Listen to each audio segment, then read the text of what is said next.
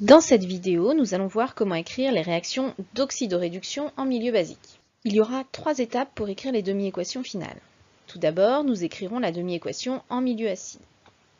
Ensuite, nous ajouterons les ions H- responsables du milieu basique.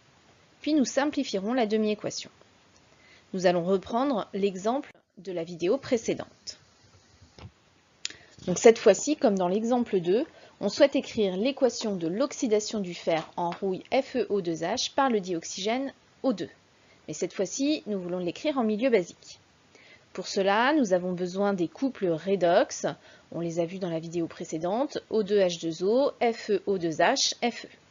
Alors, on l'a déjà vu dans l'exemple, c'est la phrase d'introduction qui nous indique les réactifs avec le fer à droite qui est le réducteur, le dioxygène à gauche qui est donc l'oxydant.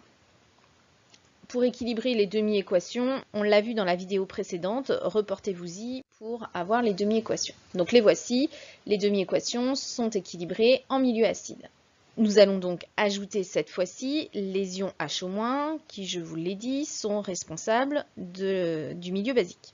On va en ajouter de part et d'autre de la double flèche et on va ajouter autant d'ions H- qu'il y a d'ions H+. Donc pour la première, on rajoute 4 ions H- à gauche et 4 ions H- à droite, puisqu'il y a 4 ions H+. Vous l'aurez deviné, pour la deuxième, on rajoute 3 ions H- de chaque côté, puisqu'il y a 3 ions H+. Alors vous verrez dans le chapitre sur les réactions acido-basiques en tronc commun que 1 ion H+, plus 1 ion H- donne une molécule d'eau.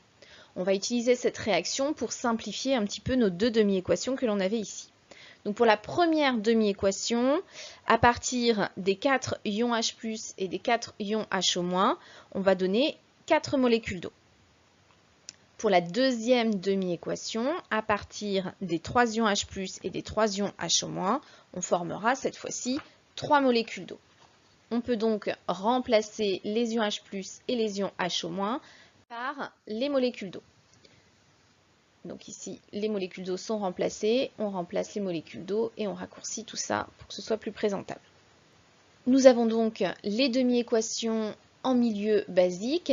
Pour la deuxième demi-équation, on constate qu'il y a 3 molécules d'eau à droite, 2 molécules d'eau à gauche. On peut donc simplifier les molécules d'eau et on réécrit donc l'équation. Voilà, de cette façon, il n'y a plus de molécules d'eau à gauche et on n'en a plus qu'une seule à droite. Pour écrire la réaction redox en milieu basique, la réaction donc pour combiner les demi-équations, on va utiliser la même méthode qu'en milieu acide. Le même nombre d'électrons doit être transféré dans les deux demi-équations. Or ici, il y a 4 électrons dans la première et 3 dans la seconde. On va donc multiplier toute la demi-équation pour chacun des couples afin d'avoir le même nombre d'électrons transférés.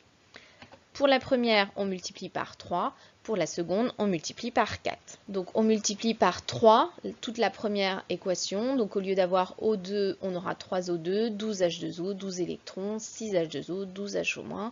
Pour la deuxième, on fait la même chose. On multiplie toute la demi-équation par 4.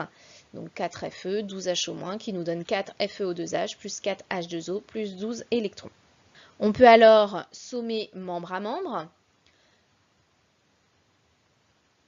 Voilà qui est fait. On n'oublie pas que comme on somme membre à membre, on écrit seulement une simple flèche.